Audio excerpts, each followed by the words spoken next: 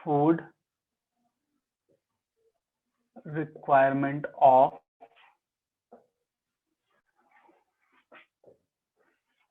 dairy animals। तो food requirement of dairy animals कहने का मतलब कि वैसा जो मिल्क का प्रोडक्शन करता है उसी को डेयरी एनिमल बोलते हैं। डेयरी मतलब ही होता है मिल्क का प्रोडक्शन करना, ठीक है। तो देखो यहाँ पे दो टाइप का हम लोग पढ़े थे, रफेज एंड कंसंट्रेट, ठीक है। तो कंसंट्रेट क्या है एंड रफेज क्या है, ठीक है। तो रफेज जो होता है उसमें फाइबर्स वगैरह ज्यादा होता है, वो उसको खिलाना है और साथ में न्यूट्रिएंट वगैरह भी होगा। लेकिन कंसंट्रेट में जो होता है वो मतलब एक तरह से बोलते हैं न्यूट्रिएंट, जैसे मान लो प्रोटीन वगैरह ज्यादा खिलाना पड़ेगा, ठीक है, तो वो कंसंट्रेट में आ जाता है। जैसे रफेज में जैसे घास भूसा वगैरह जो बोलते हैं वो, ठीक है, जैसे हम लोग पुआल खिलाते हैं, हरा हरा घास खिला देते हैं, तो वो हो गया रफेज। लेकिन जब अगर कंसंट्रेट का बात बोलते हैं तो उसको अनाज खिलाना पड़ेगा, जैसे मान लो चावल दाल और खल्ली वगैरह होता है जो कि खिलाया जाता है, चोकर बोलते हैं उसको, जो कि खिलाया जाता है, जिसके कारण मिल्क का प्रोडक्शन बढ़ेगा। तो ये दो टाइप का इसमें होता है, ठीक है। ये पिछले क्लास में डिस्कस किए भी थे, तो इसको कंप्लीट करते हैं। The food requirement of dairy animal is of the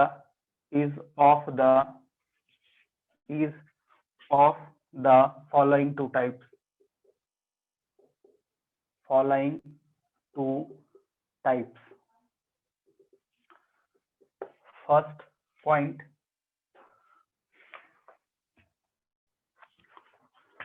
maintenance requirement. First में जो है वो है maintenance requirement.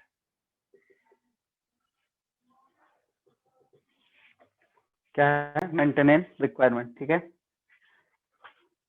These include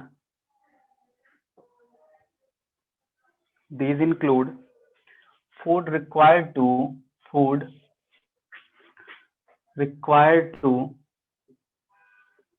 support the animal to healthy life, to live a healthy life, ठीक है। ये पहला है। दूसरा हो गया मिल्क प्रोड्यूसिंग रिक्वायरमेंट, मतलब मिल्क के प्रोडक्शन के लिए क्या चाहिए, मिल्क प्रोड्यूसिंग रिक्वायरमेंट, ठीक है।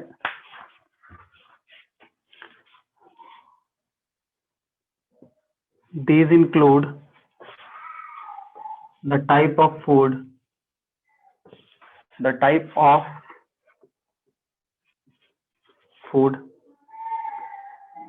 required during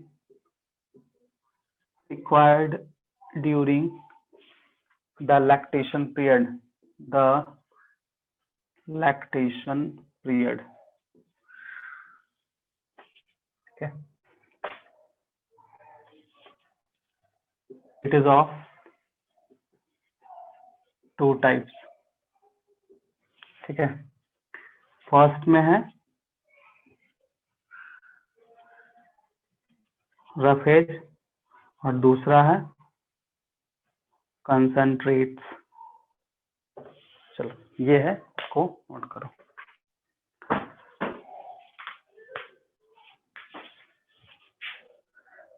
हो जाएगा तो बताना।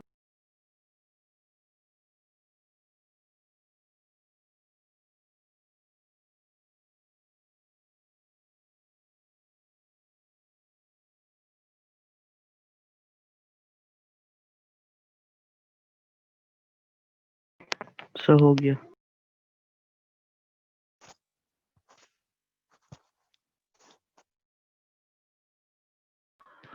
sir, complete.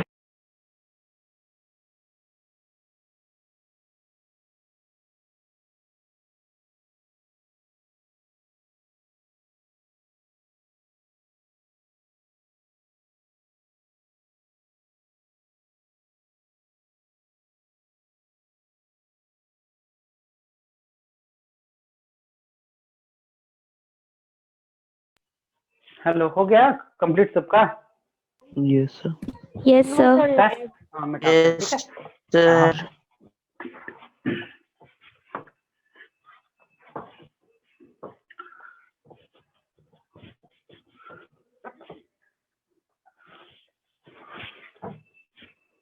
अब हम लोग का स्टार्ट होता है जो रफेज है वो मेन, क्योंकि लैक्टेशन पीरियड में ये होगा।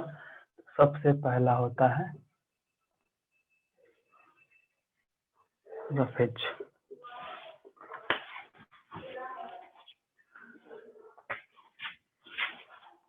It is coarse and fibrous straw material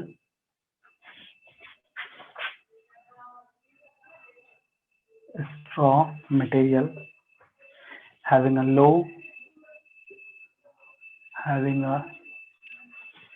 low nutrient content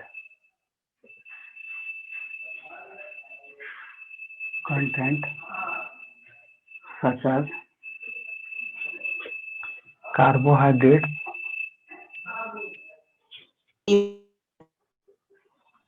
fats, proteins and vitamin। Fibres जो होता है वो ज्यादा होगा, बट ये सब बहुत ही लो होगा। अगर कार्बोहाइड्रेट फैट्स वगैरह प्रोवाइड कराना है तो इसके लिए हमको कंसंट्रेट वाला खिलाना पड़ेगा, ठीक है। The animal gate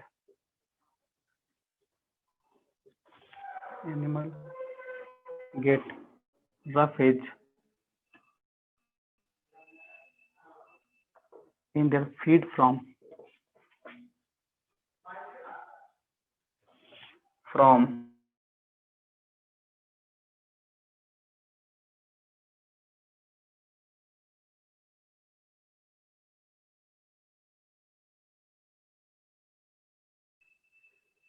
cereals and fodder। जो वेस्ट हो जाता है प्लांट के लिए वो हम एनिमल को खिला देते हैं, इसलिए फोडर वो यूज होता है वहां पे वर्ड, ठीक है। नेक्स्ट है concentrate.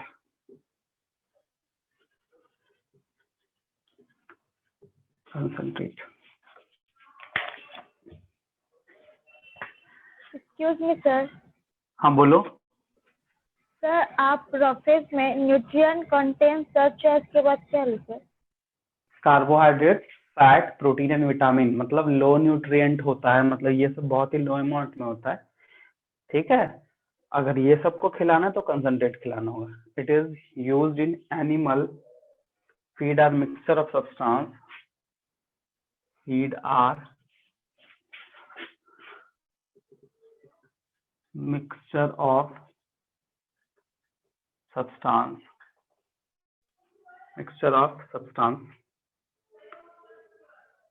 like substance which are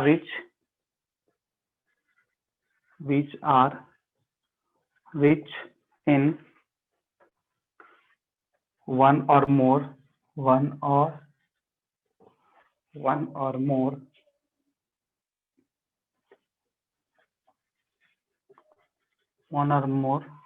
of the nutrient। It contains relatively smaller amount of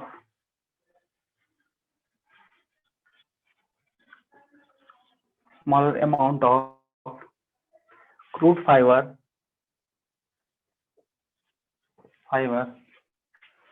and high amount of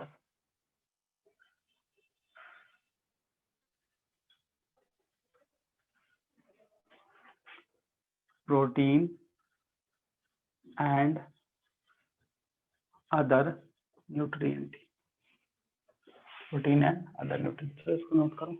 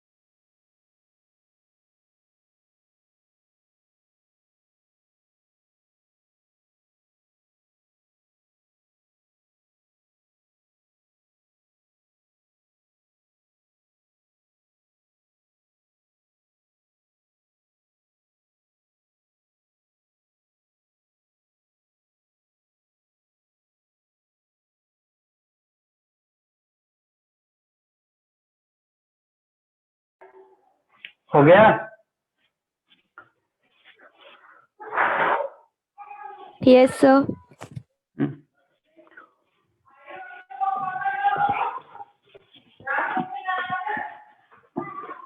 तो लास्ट स्लाइड में इरेज कीजिएगा। ठीक है, ठीक। नोट डाउन करो फिर बताओ, ठीक है? मैं तब इरेज कर देता हूँ। नोट डाउन करो।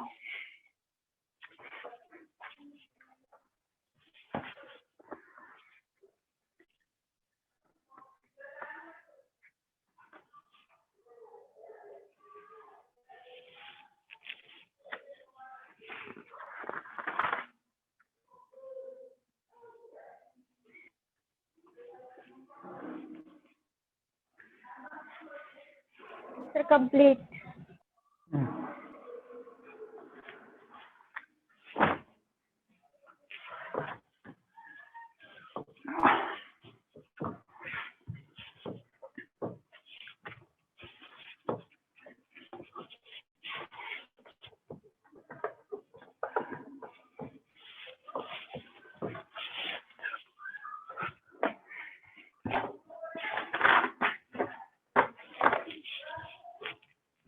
अब इसका न्यूट्रिएंट कंटेंट समझ लो, ठीक है ना?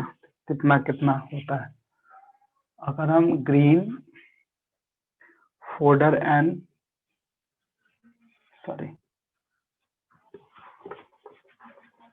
ग्रीन फोडर एंड रफेज का बात करें तो कितना होगा? देखो कितना से 15 से 20 kg, ठीक है? Grain mixture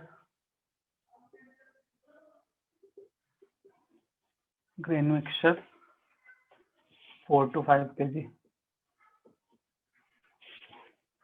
5 kg। And water जो होता है कितना होगा per day? 30 to 35 litre per day चाहिए। ये जो है ये मिल्क यील्डिंग मतलब हाई मिल्क यील्डिंग कॉ के लिए है, ठीक है? रिक्वायरमेंट ऑफ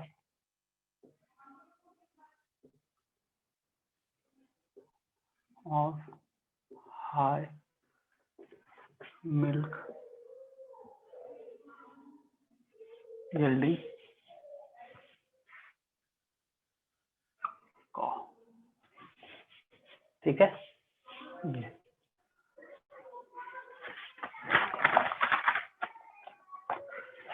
अब एक टॉपिक है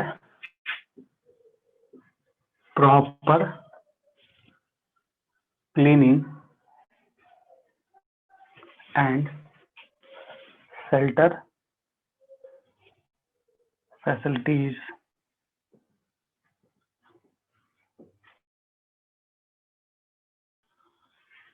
पर इसको ऊपर वाले को नोट कर लो।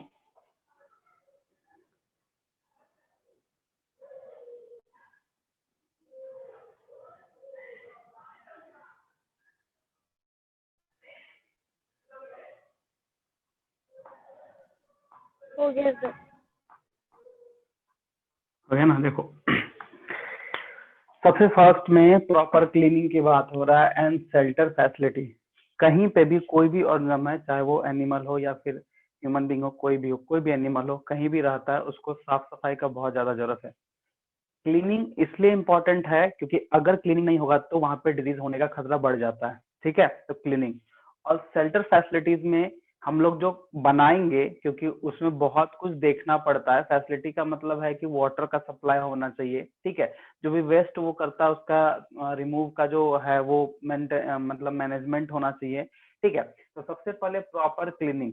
ध्यान दो कि प्रॉपर क्लीनिंग क्या क्या कर सकते हैं। जैसे मान लो एक शेल्टर हाउस है, उसको हम लोग प्रॉपर क्लीन करना है, तो सबसे पहले हम लोग को क्लीन करते रहना। जैसे मान लो काउ डंग हुआ, उसको वाटर के थ्रू वाटर के थ्रू उसको क्लीन करना है। ठीक है, दूसरा चीज क्या है, ब्रश से काउ को भी बोलता है साफ सफाई किया जाता है, बोलता है ना, हल्का सॉफ्ट ब्रश से उसके बॉडी में जो डर्ट होता है, जो हेयर लॉस कर जाता है, उसको निकालना होता है। इवन की उसको बोलता है कि बाथिंग भी कराना चाहिए और कराया भी जाता है। ठीक है, क्योंकि अगर बाथिंग नहीं होगा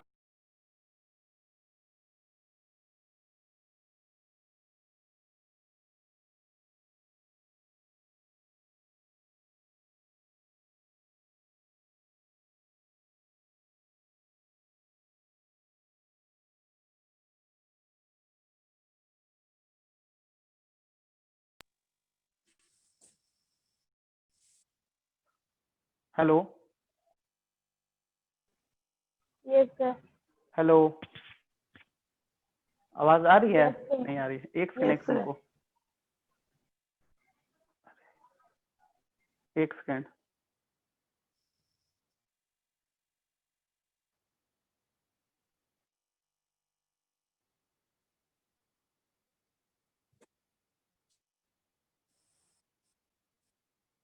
हाँ, हेलो, आवाज आ रही है अब? Yes sir.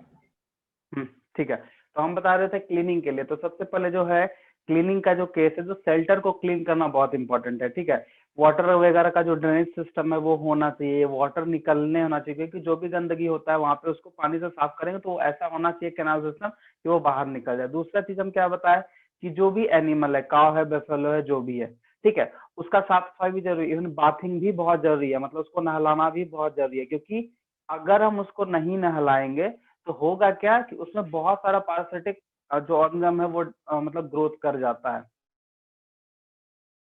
कि बोला जाता है कि बहुत दिन तक अगर नहीं नहाता तो एक छोटा छोटा सा ब्लैक जो उसको माइट्स बोलते हैं, वहाँ कीड़ा डेवलप कर जाता है। ठीक है, जो कि उसके स्किन को खराब करना स्टार्ट करता है। तो बीच बीच में जो है बाथिंग भी कराना, इवन की बीच में क्या, हर एक अल्टरनेट डे पे बाथिंग कराना चाहिए। दूसरा चीज क्या है कि जो हेयर लॉस है, क्योंकि उसके बॉडी में तो हेयर बहुत है, होता है वो बहुत सारा है, तो वो उसको ब्रश से हम लोग हटा देते हैं। साथ साथ में जब हम लोग ब्रशिंग करते हैं तो उसके बॉडी से डर्ट वगैरह निकल जाता है। ये चीज है। शेल्टर फैसिलिटीज में सबसे पहला फैसिलिटीज क्या होना है, ड्रेनेज सिस्टम होना चाहिए। ठीक है, जैसे मान लो काव का डंग है, आई मीन गोबर है, उसको हटाना है, क्योंकि काव का डंग ज्यादा देर रहेगा तो वो कहीं ना कहीं वो इफेक्ट करेगा, क्योंकि काव के डंग में बैक्टीरिया प्रेजेंट होता है और वो बैक्टीरिया कहीं ना कहीं इफेक्ट कर सकता है। तो सबसे पहले कॉर्डन को हटाना है। दूसरा चीज है वाटर का सप्लाई होना चाहिए, ड्रेनेज सिस्टम वहां पे होना चाहिए। ठीक है, तो दो तीन चीज ऐसा है जिसको हम लोग बोल सकते हैं कि शेल्टर एंड क्लीनिंग दोनों प्रॉपर वे में काम करते हैं। तीसरा चीज क्या है कि कहीं भी शेल्टर अगर हम बना रहे हैं, ठीक है, तो हम लोग वहां का रहने का जो उसका जो रहने का इन्वायरमेंट है वो भी देखना पड़ेगा। ज्यादा गर्मी नहीं होना चाहिए, ज्यादा ठंडा नहीं होना चाहिए। इवन की बोला जाता है कि ब्रीडिंग पीरियड में, आई मीन कह सकते हैं एक तरह का, अगर मान ले काव या बेफेलो, ठीक है, उसके वो अगर प्रेग्नेंट है, सिंपल है कि अगर उसके बॉडी में बेबी है तो उस टाइम पे थोड़ा टेम्परेचर हाई देना, ठंडा टेम्परेचर कहीं ना कहीं डेवलपमेंट पे असर कर जाता है। तो ये सब फैसिलिटी होना चाहिए। ठीक है, ज्यादा जैसे बेफेलो है उसको ज्यादा गर्मी बर्दाश्त नहीं होता है, क्योंकि उसमें ग्लैंड होता नहीं, स्वेट ग्लैंड। ठीक है, अब जब स्वेट ग्लैंड नहीं होता है तो उससे कैसे निकलेगा हीट। तो उस केस में अगर हम शेल्टर को शेल्टर में ज्यादा गर्मी रहेगा तो वो अच्छे से नहीं, ठीक है ना, उसका मैकेनिज्म नहीं हो पाएगा। इसलिए देखना बफेलो लोग जो होता है वो मैक्सिमम छांव में या फिर गर्मी के दिनों में कीचड़ में रहता है, पानी में रहता है। रीजन बस वही है कि अपने आप को वो ठंडा रखता है, ठीक है, ये रीजन होता है। तो शेल्टर में ये होना चाहिए। तो यही है तुम्हारा proper cleaning and shelter facility. Mainly shelter facility ध्यान रखना, क्योंकि इससे क्वेश्चन पूछता है कि क्या क्या होना चाहिए शेल्टर, मतलब फैसिलिटी, आई मीन जो शेल्टर बना रहे हैं क्या क्या फैसिलिटी होना चाहिए, ठीक है, ये चीज है। तो इसको हम आगे कंटिन्यू लिखते हैं।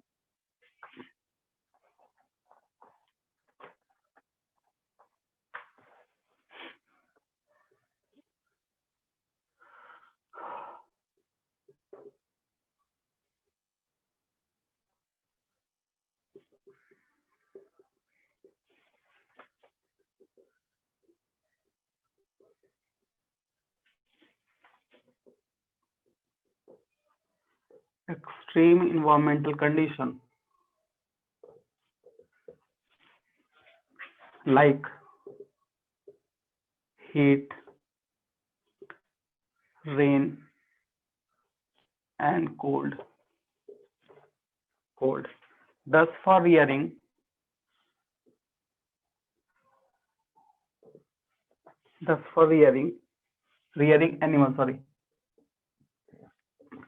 animals,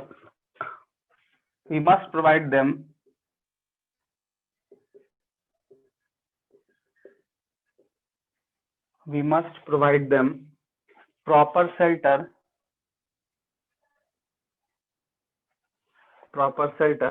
and clean them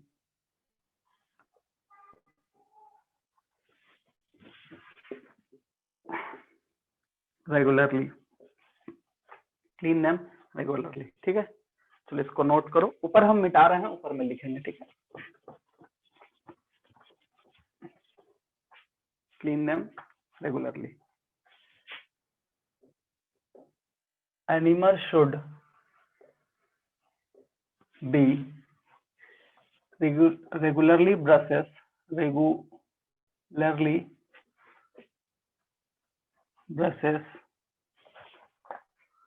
to remove dirt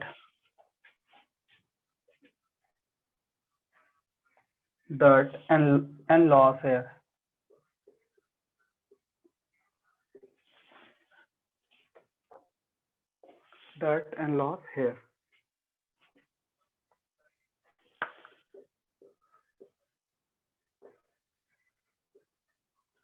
They should be kept in well lighted shelter with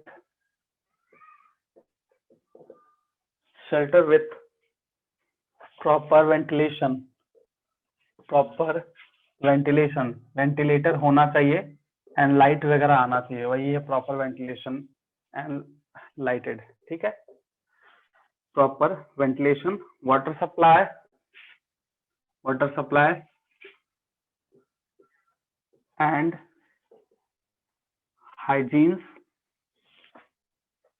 hygiene disposal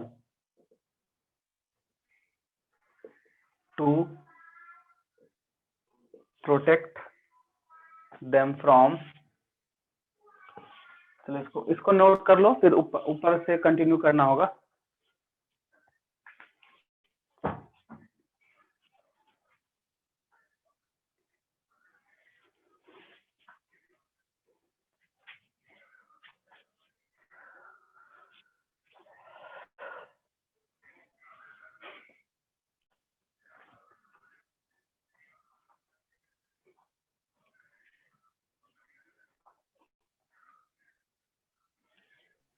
हो गया नोट।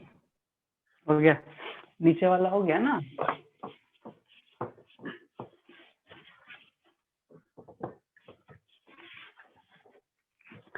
साथ में कंटिन्यू कर रहे हैं।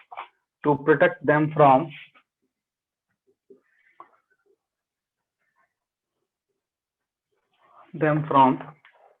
rain, heat and cold. and cold.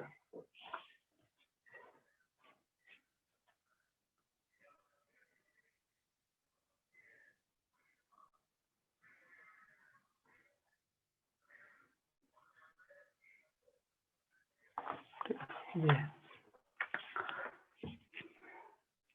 अब characteristic feature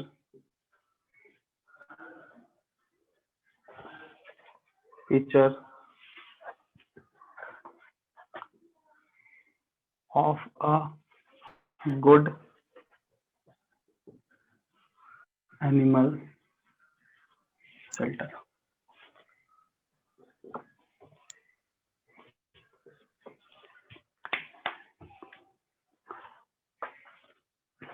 First point, it should be situated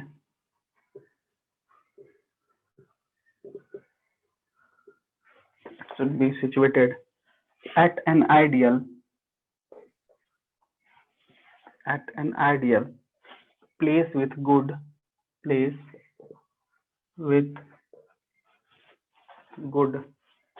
surrounding.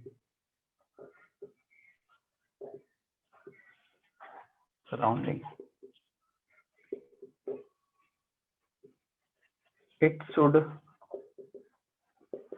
protect the animal from heat,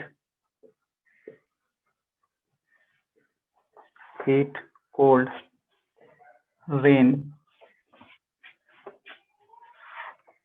and extreme weather.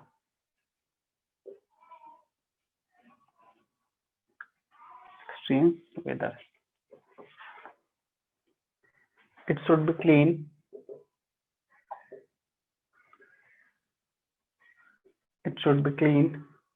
Dry, and ventilated.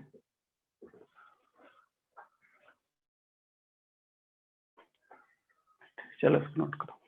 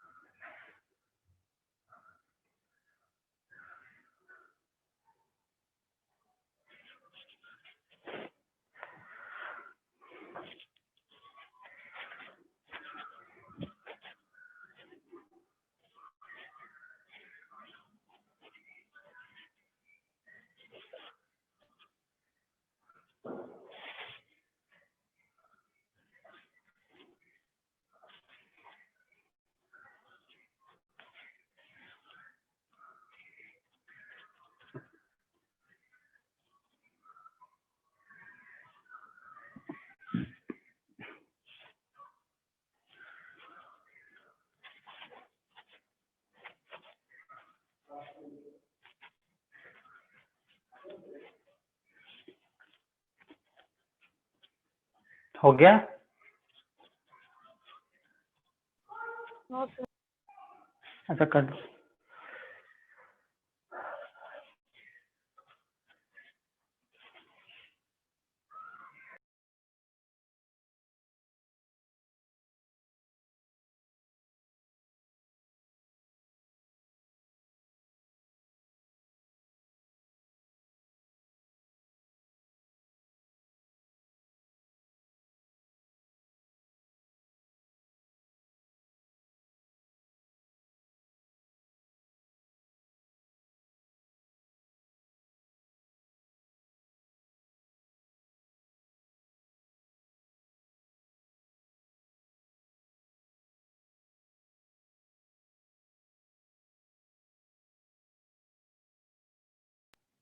Sir, complete.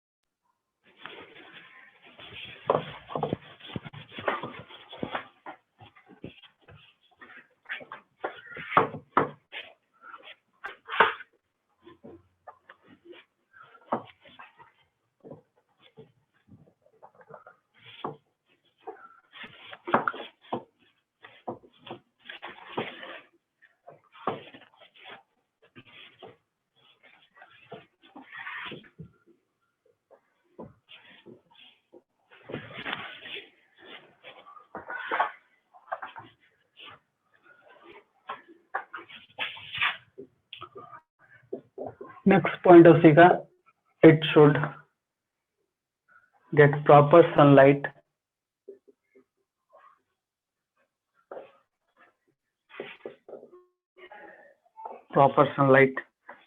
during the day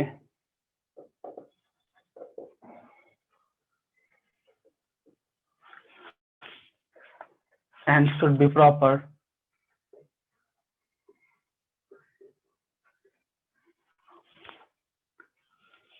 aerated. It should be proper arrangement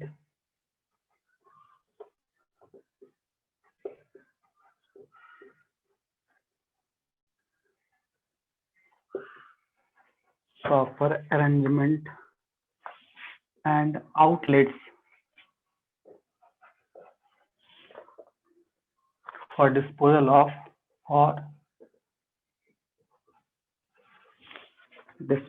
of waste, including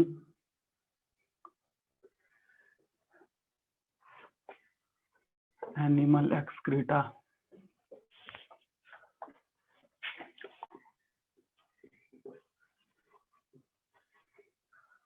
It should be spacious through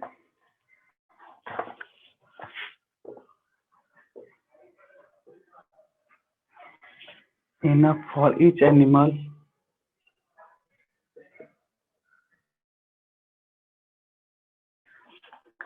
to stay comfortably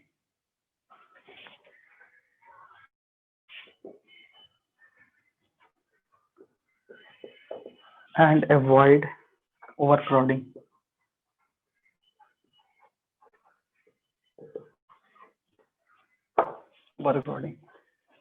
चलो इसको note करो जल्दी से।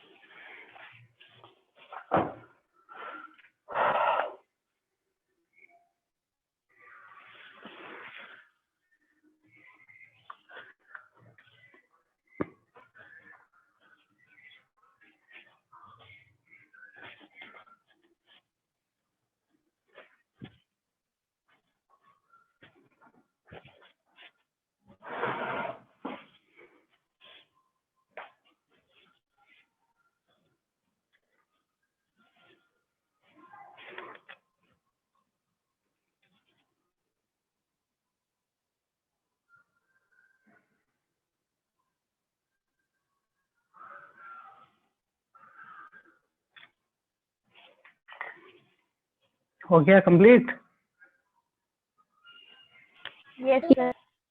हाँ चलो ठीक है, ये हो गया कैटल फार्मिंग जो हम लोग पढ़े, ये कंप्लीट है। अब देखो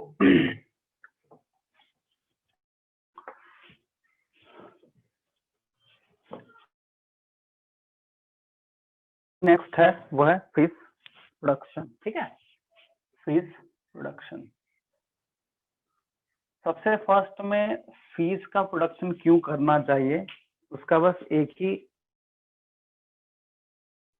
कि फिश जो है वो सबसे ज्यादा यूज होने वाला मतलब फूड है। अगर हम बात करेंगे फिश का, तो फिश जो है इसमें प्रोटीन होता है, तो सबसे ज्यादा यूज होता है फिश। और फिश खाने से बहुत ही ज्यादा फायदा है।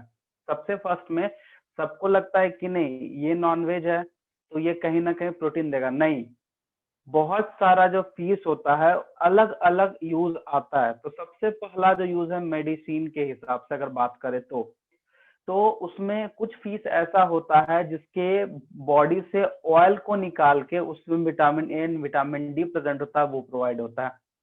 दूसरा होता है एग्रीकल्चर पर्पज से, मतलब मैन्योर वगैरह बनाना है तो हम लोग फिश का मतलब यूज करते हैं। तीसरा चीज होता है कि इसका जो ऑयल है, फिश का जो ऑयल होता है वो बॉडी के लिए बहुत सलमेंडर वगैरह जो होता है, जो एक्वेटिक है, एक्चुअली फिश वो है नहीं, बट उसका फैट जो हम लोग यूज करते हैं एज ए मेडिसिन टैबलेट्स के फॉर्म पे, ठीक है। तो फिश प्रोडक्शन में सिर्फ मछली को ही नहीं पाला जाता है, एक्चुअली में फिश कल्चर या पीसी कल्चर जो बोलते हैं उसमें जितना भी एक्वेटिक ऑर्गेनिज्म है जिसको हम खाते हैं उसको हम लोग फिश प्रोडक्शन या उस कल्चर में पीसी कल्चर या एक्वाकल्चर में रखा गया है। बट प्राइमरी हम लोग हमेशा फिश प्रोडक्शन रहता है दिमाग में। एक कॉमन सा चीज तुम लोग बताओ कि जो जो ये है झींगा मछली, तुम लोग सबको नाम सुने होंगे, उसको सॉरी उसका जो नेम है उसको हम प्रॉन बोलते हैं, बोलते हैं ना प्रॉन। तो क्या वो प्रॉन फिश है? नहीं है वो फिश, वो इंसेक्ट है, ठीक है। फिश में फिन्स वगैरह होना चाहिए लेकिन उसमें कहीं भी फिन्स नहीं होता है। तो प्रॉन क्या है? प्रॉन क्या हो जाता है? तो प्रॉन है इंसेक्ट, और जो हम लोग खाते हैं वो हाईली प्रोटीनियस होता है और उसको फिश प्रोडक्शन के अंदर, आई मीन एक्वाकल्चर के अंदर रखा गया है। तो मतलब जितना भी एक्वेटिक ऑर्गेनिज्म जिसको हम खाते हैं, क्रैब हो गया, स्नेल हो गया, मोलस्का हो गया, ये सब चीज भी हम लोग खाते तो फिश प्रोडक्शन के अंदर ही उसको रखा जाता है, ठीक है। मेनली देखो, सबसे पहले हम बताएं कि फिश का प्रोडक्शन क्यों होना ज्यादा जरूरी है, क्योंकि ये प्रोटीन प्रोवाइड करता है और इसका जो मतलब अवेलेबिलिटी है वो बहुत इजी है, मतलब इसका प्रोडक्शन फार्मिंग वगैरह इजी होता है, ज्यादा उतना मेहनत नहीं लगता है। तो इसका यूज क्या क्या है? तो सबसे पहले प्रोटीन मिलता है, उसके अलावा vitamin A, vitamin D, then इसका कुछ ऐसा एक्वेटिक ऑर्गेनिज्म है जो कि फिश प्रोडक्शन के अंदर में रखा गया, बट वो फिश नहीं है, बट उसको हम लोग एज ए फूड यूज करते हैं, न्यूट्रिएंट विटामिन वगैरह, ठीक है। देखो मेडिसिन यूज बताए, दूसरा इंडस्ट्री यूज। इंडस्ट्री में क्या होता है? एडिबल ऑयल, बहुत जगह इसमें इससे जो तेल निकलता है, ऑयल निकलता है, उसको खाया भी जाता है। दूसरा एग्रीकल्चर यूज बताया, उसका फीड फार्म एनिमल। देखो एक चीज हमेशा ध्यान रखना कि फार्म एनिमल जरूरी नहीं कि काव और बेफेलो भी होगा, फार्म एनिमल बहुत है, ठीक है।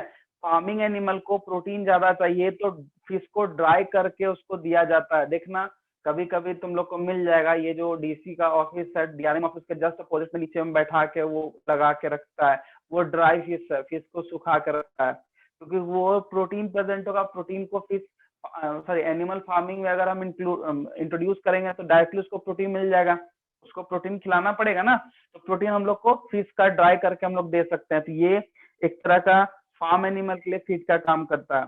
दूसरा एडेसिव होता है। देखो हमेशा ध्यान रखना कि अगर स्किन को, मसल्स को, बोन्स को अगर स्ट्रॉन्ग करना है, उसको एक के साथ एक मतलब अटैच्ड रखना है तो फिश को खाया जाता है, क्योंकि फिश में एक ऐसा प्रोटीन सब्सटेंस है जो अटैचमेंट मतलब एडेसिव प्रॉपर्टी को ये मेंटेन करता है, ठीक है। देखो फिश प्रोडक्शन जो होता है उस दो टाइप का होता है, एक होता है फिन फिशरीज और एक होता है सेल फिशरीज। तो फिन फिशरी में जो है वो जितना भी फिश वगैरह है, बोनी फिश, कार्टिलेजिनस, जितना भी फिश है उसको फिन फिशरी बोलते हैं, क्योंकि फिश में एक्चुअली में फिन्स होता है, विंग्स नहीं होता है, फिन्स होता है, छोटा छोटा होता है। अगर देखे होगा मछली में तो ऊपर में नीचे में दोनों, जिससे वो तैरेगा, विंग्स तो उड़ेगा लेकिन फिन से तैरेगा। तो फिन फिशरी में वैसा एनिमल को रखा गया है जिसमें फिन प्रेजेंट है, फिन फिशरी। तो फिश प्रोडक्शन के अंदर में पहला क्या आ गया? Fin fishery. और दूसरा आ जाता है शेल फिशरी। शेल फिशरी में हम बताए जैसे स्नेल है, मोलस्का है और मतलब ऑर्थो इंसेक्ट वगैरह, ऑर्थ्रोपोडा जो प्रॉन वगैरह बोलते हैं, वो सब शेल फिशरी में आ जाता है, ठीक है। अब देखो फिश प्रोडक्शन का दो वे है, एक है नेचुरल और एक है कल्चर मेथड। नेचुरल मेथड मतलब मान लो गंगा नदी से हम, नदी है, रिवर है वगैरह से हम लोग फिश का निकालते हैं तो वो नेचुरल हो गया, कैप्चर करते हैं वो नेचुरल हो गया। लेकिन अगर कोई पर्सन किसी तालाब में फिश को छोड़ता है, बड़ा होता है, फिर उसको लेता है, तो वो हो जाता है तुम्हारा कल्चर फार्मिंग। मतलब एक नेचुरल फार्मिंग या फिर नेचुरल कैप्चर फिशिंग होता है और एक कल्चर फिशिंग फार्मिंग होता है। इस तरह से मतलब हम लोग कल्चर कराते हैं, ठीक है, डिफरेंट टाइप का हम लोग लाएंगे स्पीसीज, और एक जैसे मैथन वगैरह में है ना, वहां पे कल्चर कराया जाता है, मतलब डिफरेंट टाइप का ला के डाल दिया जाता है और वो बड़ा होता है, फिर उसको हम लोग आई मीन जो है वहां का उसको बेच उच के फिर अपना वो अपना इकोनॉमिकल जो भी है उसी पर्पज से वो यूज करता है। ये दो चीज है, ठीक है। नेचुरल में हम लोग नेचुरल से नेचर से ही ले लिया, मतलब हम लोग को गंगा नदी में तो फेंकेंगे तो रहेगा थोड़े, तो भाग जाएगा ना, लेकिन बरसात के टाइम पे ज्यादा होता है प्रोडक्शन, तो उस टाइम पे हम लोग निकालते तो नेचुरल है। और कल्चर में सिंपल है, हम लोग को अपना एक्टिविटी उसमें इंक्लूड करना पड़ता है, ठीक है। तो ये हो गया इंट्रोडक्शन, पहले इसको लिख लेते हैं फिर आगे बढ़ेंगे, ठीक है। तो fish production, fish farm,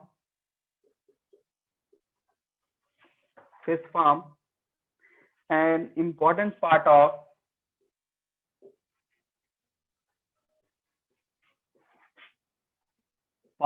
diet because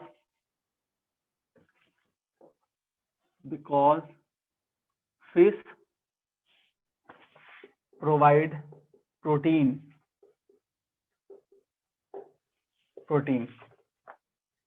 ठीक है, which is easily digestible, ये हो गया, ठीक है। Fish is useful to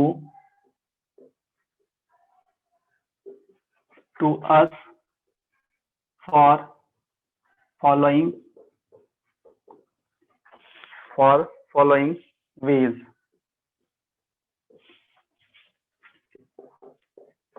First point,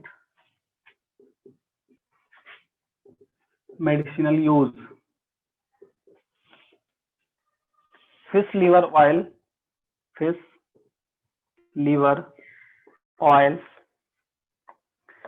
cod liver oil बोलते तो cod liver oil is an important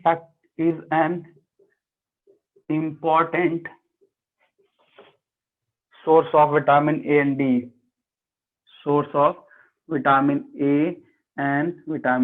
एक चीज हमेशा ध्यान रखना कि फिश खाने से, ठीक है, प्रोटीन हम लोग को मिलता है, लेकिन उस प्रोटीन का फायदा ये है कि जो रेगुलर वे में फिश को मतलब कंज्यूम करता है, खाता है, उसको कभी भी अस्थमा नहीं हो सकता है।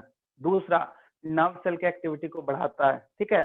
ऐसे भी जो ओल्ड एज है वो लोग क्या बोलते हैं, अरे फिश का दिमाग बढ़ेगा, ठीक है। एक्चुअली दिमाग क्या बढ़ेगा, हमारा ब्रेन का एक्टिविटी बढ़ता है, ठीक है। और मतलब हो सकते हैं क्योंकि उसको जो चाहिए, क्योंकि उसकी एक्टिविटी के लिए जो चाहिए वो फिश में प्रेजेंट होता है, फिश प्रोटीन में होता है, इसीलिए वो एक्टिविटी बढ़ाता है। दूसरा है industrial use.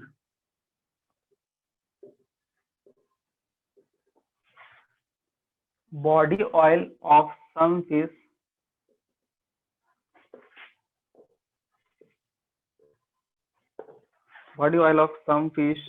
like herring and sardine, देखो ये नाम है sardines, ठीक है, are used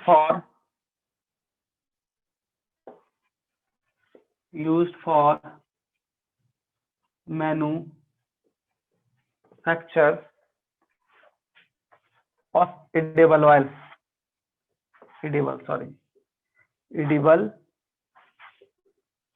and margarine, ये सब ऑयल है जो यूज,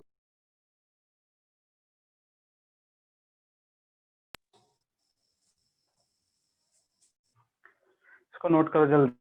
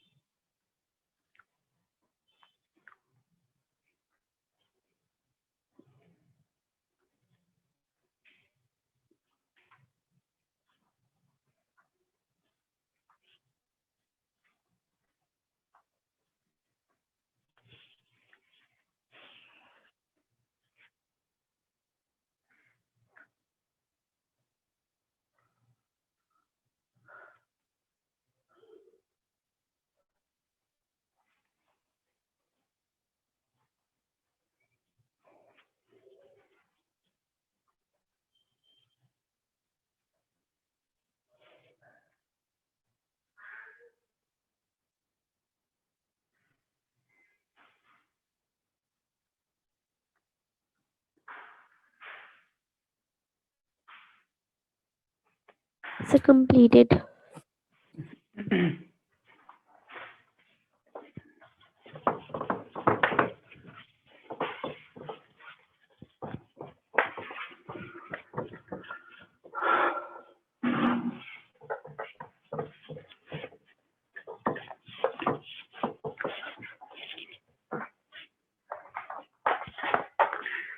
नेक्स्ट है एग्रीकल्चर यूज।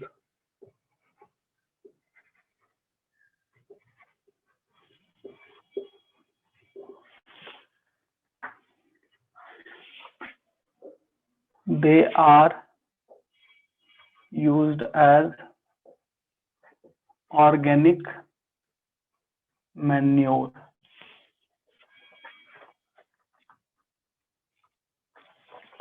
नेक्स्ट है feed for farm animal.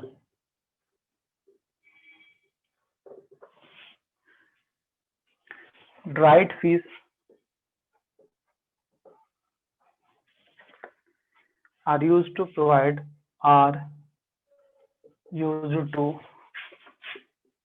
provide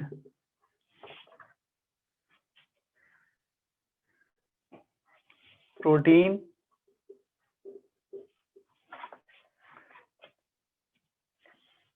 to farm animal.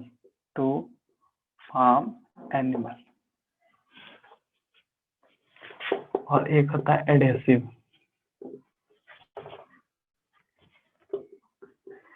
Skin and bones of fish are used to make high quality of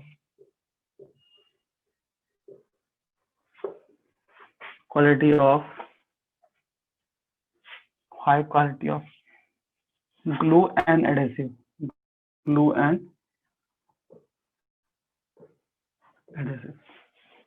तो इसको नोट कर लो।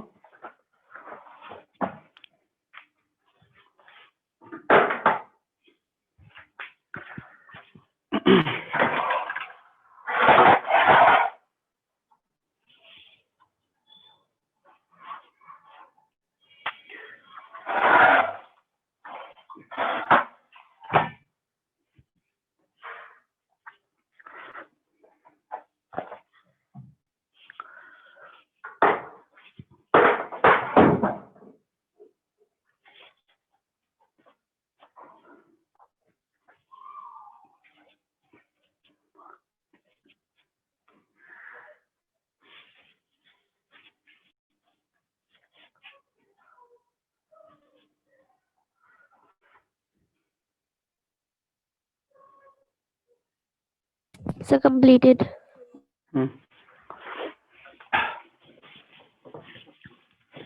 ये हम लोग का था, ठीक है ना, फिश का इंट्रोडक्शन, क्या यूज होता है नहीं यूज होता है। अब हम लोग नेक्स्ट क्लास इसका जो है फिश फार्मिंग जो बताए कि फिश फार्म में क्या क्या है, फिन फिशरी और सेल्फ फिशरी, ये वहां से हम लोग स्टार्ट करेंगे, ठीक है। इसमें हम लोग को टाइप्स वगैरह पढ़ना है कि मेरीन फिश में कौन है, फ्रेश फिश कौन है, इस तरह से हम लोग को पढ़ना है, ठीक है। तो आगे पढ़ेंगे, एक बार रीड करके आना एनसीईआरटी जरूर, और बाकी बात आज का तो टॉपिक में कोई दिक्कत नहीं होगा। अगर दिक्कत है कुछ वैसा जो नहीं समझ में पूछ सकते हो। क्लियर है? सबका क्लियर है? ओके, ठीक है। फिर हम सेल्फ फिशरी से आगे, ठीक है। Okay, Thank you, sir. Thank you, sir.